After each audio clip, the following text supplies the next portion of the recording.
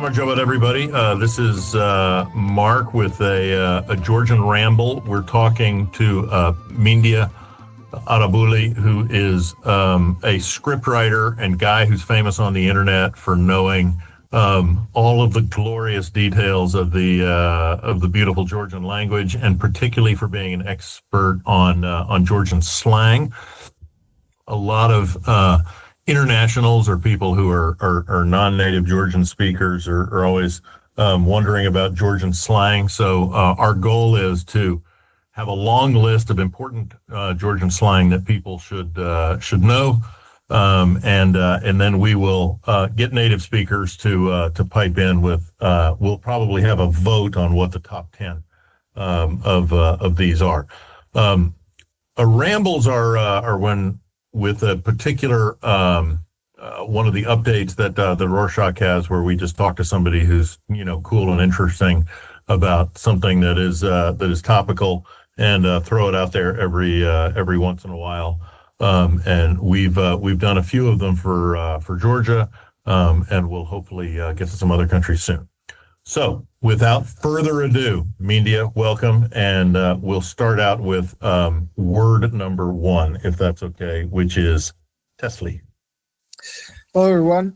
So Tesli is direct translation would be seed in Georgian, implying the male seed, but it is used as awesome, cool, in a context of addressing your friend or person close to you, and maybe you could address also a thing, an item, an object. You could say this is a Tesla car, this is a cool car, but originally it meant it was like a vulgar term. It's still vulgar, but positively vulgar. Huh. All right. Vibazrot or Rija Bazari? Yeah. So Vibazrot is let's talk. It comes from the bazaar, meaning market, and Rija Bazari is bullshit talk. It's Rija means ginger, and I'm not sure how that did this connect with each other, but it means bullshit talk. Yeah. Wait, Rija ginger meaning like somebody with red hair? With red hair, yeah. If you're saying that someone is, and maybe it came from the Russian, maybe etymology is in the Russian, because Rija is ginger in Russian. But the final meaning of it is, if we say vibazrot, it means let's sort something out. Let's muse around something. But if you're saying that now whatever you tell me is Rija Bazari, it means that you are kind of it's an empty chatter. It's lies. Interesting. All right. Obviously, anti-redhead there, which is through many cultures. I have my concerns, but okay, fine. All right. Shechema. So this is interesting. If we kind of break it down to its essential parts, it is you of mine, implying that if you telling someone Shechema, the direct meaning would be calling someone your genitalia. But among close friends, this is kind of a more this is a jokey, you bastard, you prick, something like that. But it's friendly. Is friendly. Yeah, It is mostly friendly, but you have to know like the social distance between you, because sometimes when men usually start speaking with Shechema, this means that they are really close friends now. They can upgrade their friendship to calling each other's genitalia. Interesting. All right. And Gaichite. Gaichite is just show up, pull up. Also, you could say gachite, which means that bring something. Find something. If you're telling someone, gachite dasalebi, which means that bring an alcohol to the party. But if you're having a party telling someone gaichite, it's geared towards them. you are inviting them to the party, and it's very informal. One of my personal favorites, and impossible to understand how Georgia works without understanding this physical location. Birja or Birjaviki. Yeah. So Birja is essentially a gathering of young, or maybe not young, just gathering of men, mostly men, who have no other things to do. It's like idle gathering of men living around the, maybe around the area. So they usually gather at some concrete place. Maybe this is, a tree with a big shade. Maybe this is some construction in the yard. And they're just, talking about politics, about, whatever. And it's kind of an ironic commentary in that, because, Birja comes from the actual, stock exchange, because Birja in Russian is a stock exchange. So, yeah. Yeah, I know. I remember in my old neighborhood, there were two birjas. There was like the old guys birja, and then the birja for their sons, who were also all birja vikebi, but they was a different location. They were just about 30 meters from each other. Yeah, it's creating the illusion of serious and important conversation, sort of. Exactly. All right. Another one of my personal favorites, chalichi. Well, chalichi is, I thought about it. Chalichi, the best translation for chalichi would be hustle. You just, doing whatever to get whatever.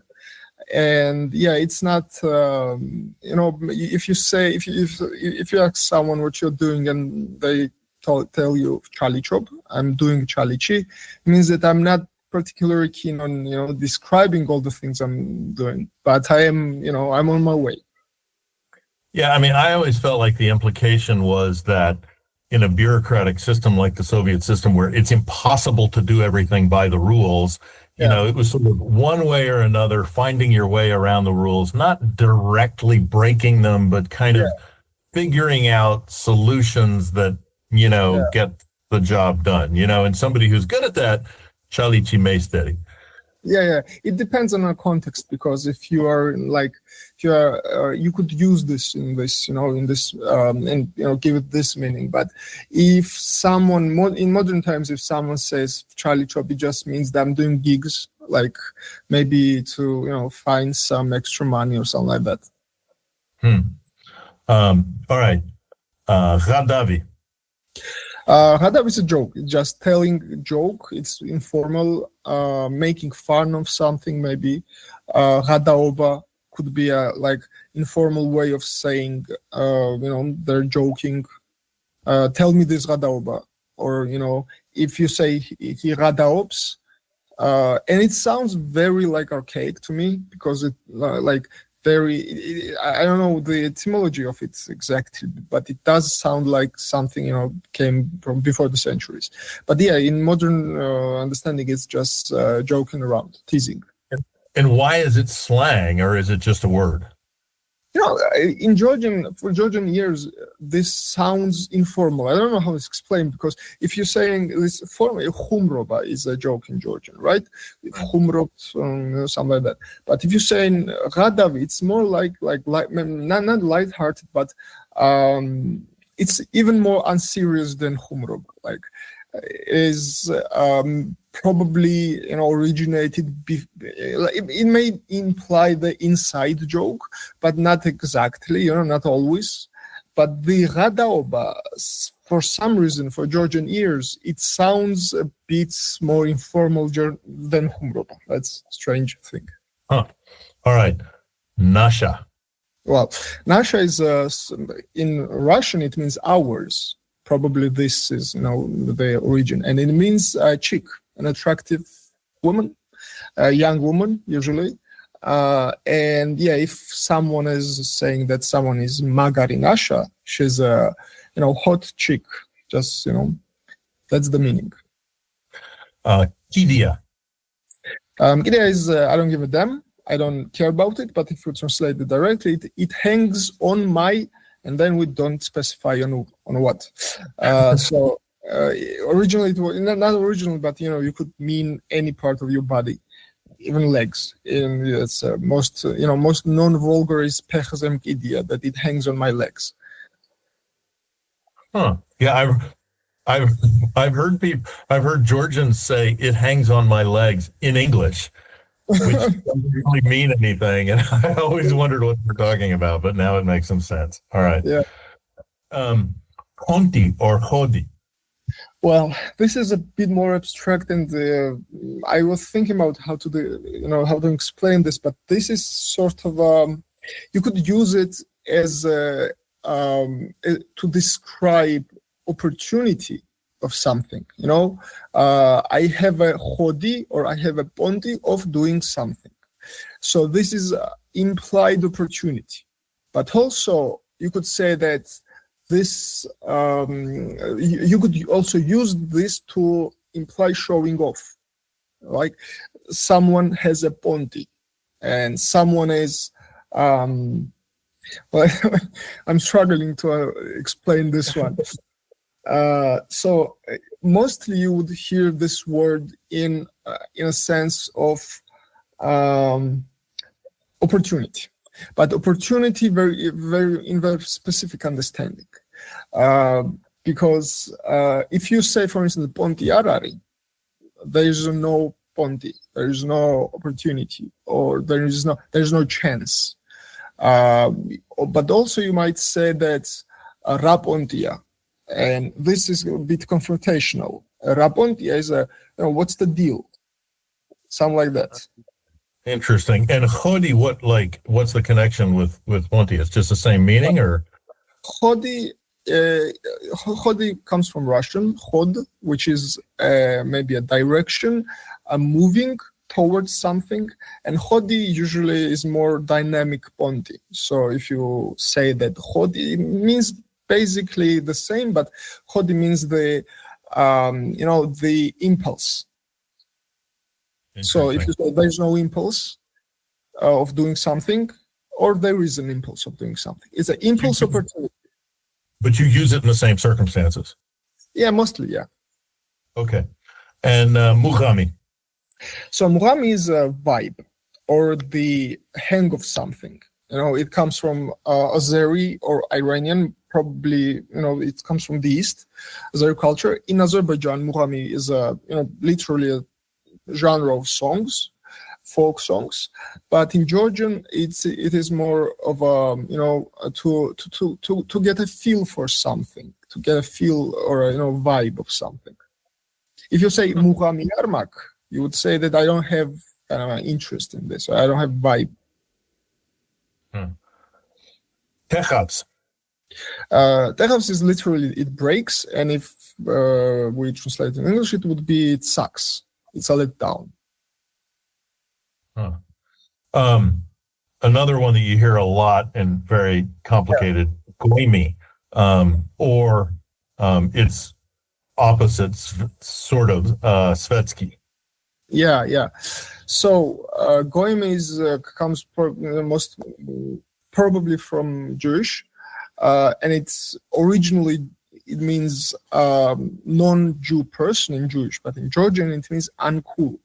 So it would be unsophisticated person, the one who has social qualities of wooden axe, something like that. And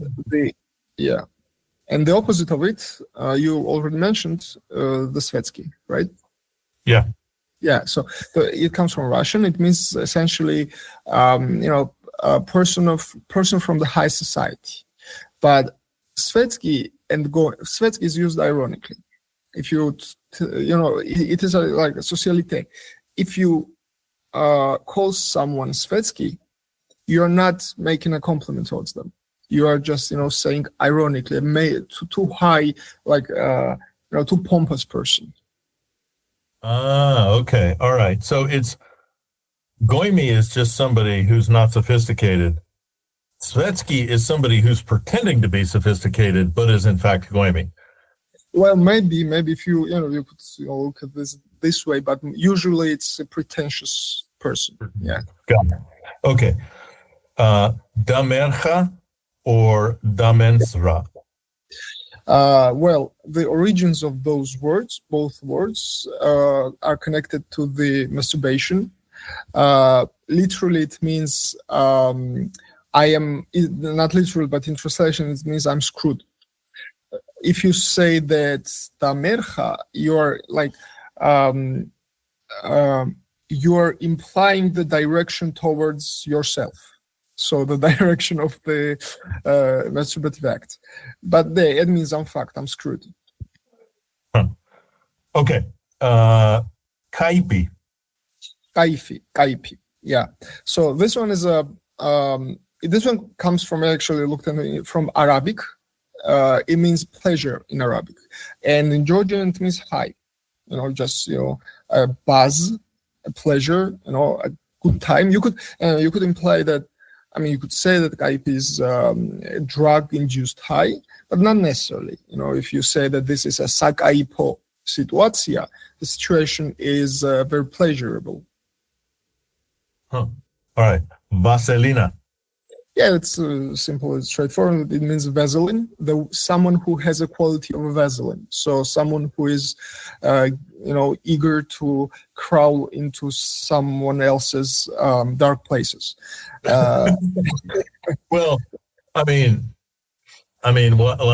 what is is sort of an ass kisser or somebody like complimenting a flatterer or something like that? Okay. All right. Ass kisser. Yeah. Got it. All right. And masti. It's also abstract thing. It's just used to describe someone. Like it's got a type of a person. Rogorimastia, what kind of a person he is or she is. A dude also. Viratsmasti, some kind of a guy, a dude, some kind of a person. And masti comes from the comes from the Russian. It is used in Russian to codify, not codify, but to describe the codes of the cards. So the 4 cards in Russian, it's called mast in Russian. So in Georgian, they use masti as what kind of a genre he is. Huh. Pizdets. Yeah, so this comes from Russian. It means extreme catastrophe, like the degree of something very intense experience, negative usually. But it can be also used to, like an interjection to describe something that is, sublime. But the word itself means vagina, cunt in Russian. So if you, and it kind of migrated to Georgia. Georgia doesn't carry the same meaning, but it is mostly used to show some situation going very in a catastrophical way. Like a train wreck. Like a train wreck. For instance, you could say that today's Georgian politics are in a state of pizdets. Got it. Zvetshi. Zvetshi is a for sure. So it once again comes from Russian. Means color in Russian, and if we kind of the direct translation is in the color. So, but the meaning of it is definitely, in for sure. This is just direct. Maybe also now I thought maybe also in Russian, the other meaning of Tsvetshi is in bloom, like when things are blooming. They used to describe this blooming process. So maybe this has to do something with the slang. Yeah, but it is for sure. Now we see it. Interesting. Dvizhenia. Once again from Russian. In Russian it means moving, movement. And in Georgian, it's kind of migrated to mean some sort of a happening, a situation, activity. You might, ask what's the dvizhenia, or, let's do the dvizhenia, or dvizheniob. It's like Russian word in Georgian syntaxis and in Georgian morphology. And this just implies that I'm active. Simon. This is a strange slang because it's a male name. It's a name. It's a Simon essentially, and usually in Georgia, Simon is associated with Kutaisi, where people are using this to address each other informally. It's like, hey, you. And it's it's a friendly term, but sometimes people use this to kind of emphasize something that they mean. So I don't know who is the Simon that they are referring to or they're referring to, but yeah, that's the function of it. Interesting. Okay, Babu. Babu in Georgian is a grandfather, and it's used by young people to address each other in a revered way, like to pay respect to each other. It's a kind of we call them babulikebi. Maybe you've heard this. This is a young man of a sort of a criminal mentality, not necessarily, if I would explain babulikebi, it would be the young men who are a bit too much into Scarface. And those people are usually addressing each other with affection, saying babu, granny, grandfather, and yeah, that's the function of it. So it's like sort of the achali zveli bichevi. Yeah. I think that babulikebi are the zveli bichevi. So yeah, old guys, good fellas. All right. Itogshi. Once again, from Russian, itog is a conclusion. In Russian and in Georgian, this means just, in conclusion, basically, in the end. You would say something and say itogshi, and then summarize it. Nagli.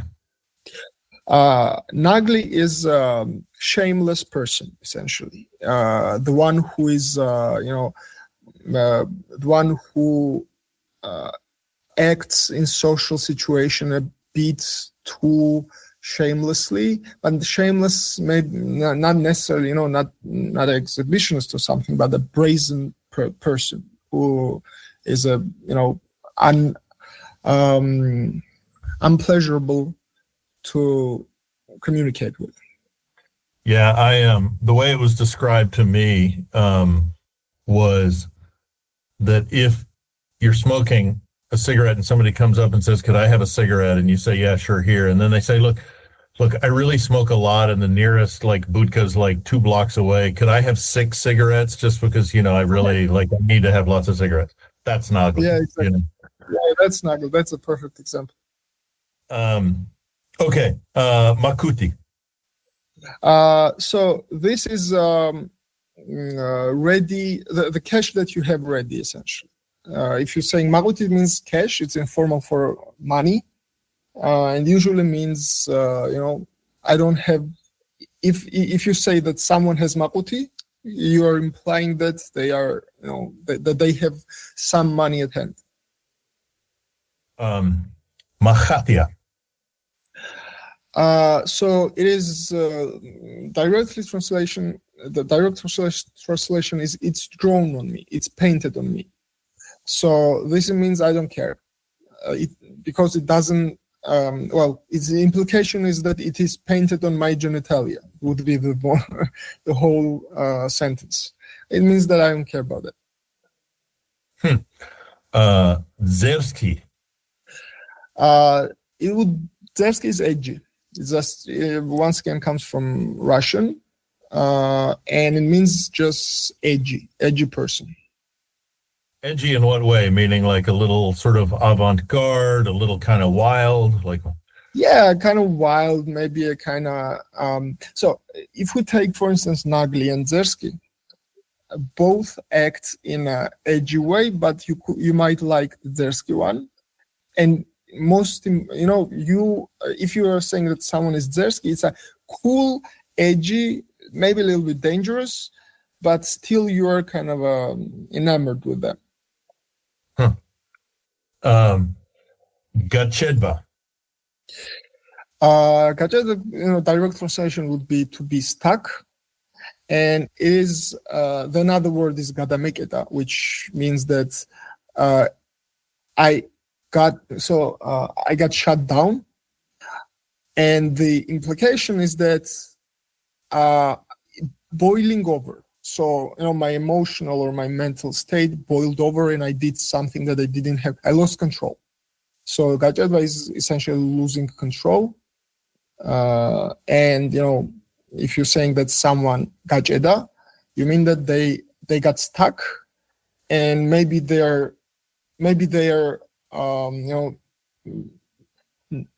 you can't talk with them anymore because the words don't work anymore. But yeah, it's essentially losing control. Kishkaoba. Kishkaoba is eating, feasting. Well, it is eating with a pleasure, because once again from Russian it means intestines, kishka, and yeah, gut. It's gutting, intestining. It's a direct translation. Gasuli. Well, gasuli literally means the one who went out, and it is out there.